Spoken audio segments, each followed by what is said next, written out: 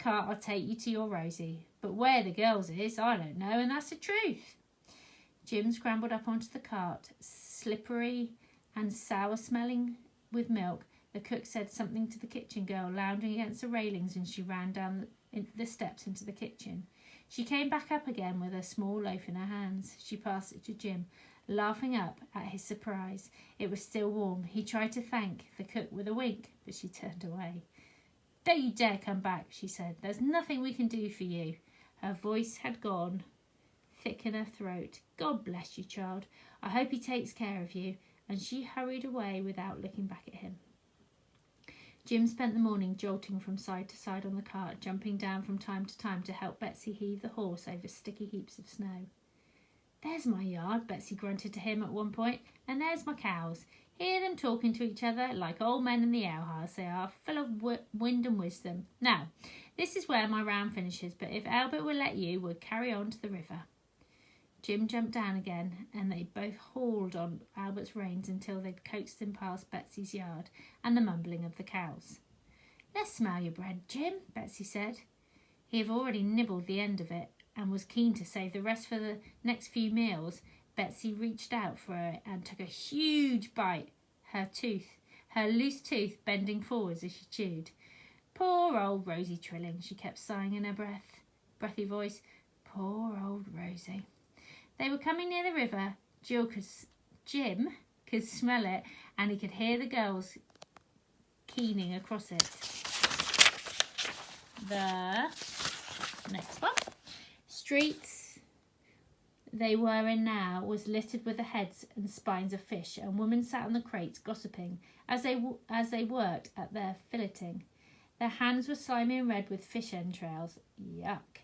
Cats and children prowled around them. A dairy woman with her pails slung across her shoulders on the yoke trudged past them and shouted out something at Betsy. Betsy clicked at Albert to stop. She'd be gutting me, she grunted, if she thinks I'm selling milk on her patch. Hop down, Jimmy, and ask someone where Rosie Trilling lives. Someone'll know her. Jim slid down from the car and watched lame Betsy coaxing her horse round and limping back along the street. I could stay here, he thought. If I don't find Rosie, I could milk her cows for her and carry her pails. Surely she'd give me a home. He started after her. Betsy, he called, but she didn't hear him. She and a younger dairywoman were shouting at each other across the street, while the knock-kneed horse nosed into the muddy road and snorted at the fish heads. Jim ran down the side street. The houses backed onto the river and had boats in their yards. Spars and masts rocking gently, tinkling in the early breeze. Men were edging barges out, shouting across to each other, their voices bouncing off the buildings and echoing over the water. Some women were standing, hands on hips, watching them. Jim couldn't remember what Rosie looked like anymore. In his mind he saw a big woman with her flowery hands and her hair neat under a white cap, a starched apron tied over her long black dress. There was no one here like that. The women he saw had drab shawls draped across their heads and shoulders and wore coarse dresses with ragged hems. He listened to their voices, trying to pick out the one that he'd recognised, but they all sounded the same, pitched to shriek against the bustling noises of barges on the move and the screaming of girls. At last he plucked up the courage to ask someone where Rosie Trilling lived. If she's in, he told her. She's at the white cottage at the bottom end. When he knocked on the door, a woman's voice shouted to him to come in, and he knew it was Rosie. And there she was, crouching over a brazier that was glowing with hot coals, coaxing flames out of it. She was holding a twisted wire and a glistening herring skewered to it.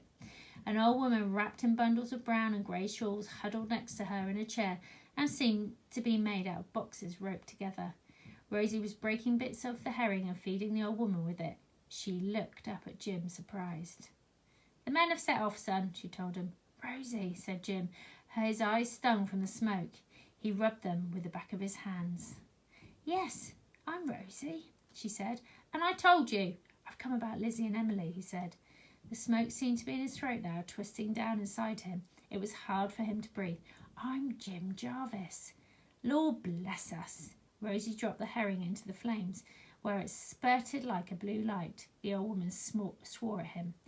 Annie's little boy, Rosie stared at him, her hand to her mouth. Jim nodded. He bit the back of his hand to try to make the stinging in his eyes go away. He could hardly see Rosie now. She was a brown blurred shape that was moving round the brazier and coming towards him. She smelt a warmth of fish. She squatted down to his level, putting her hands on his shoulder. Died a long time ago, Jim began. Rosie pressed him to her and ran her hands through his hair, hugging him as if he was a tiny child again, and for the very first time since Joseph had told him the terrible news, Jim let out all the hurt that had been locked up inside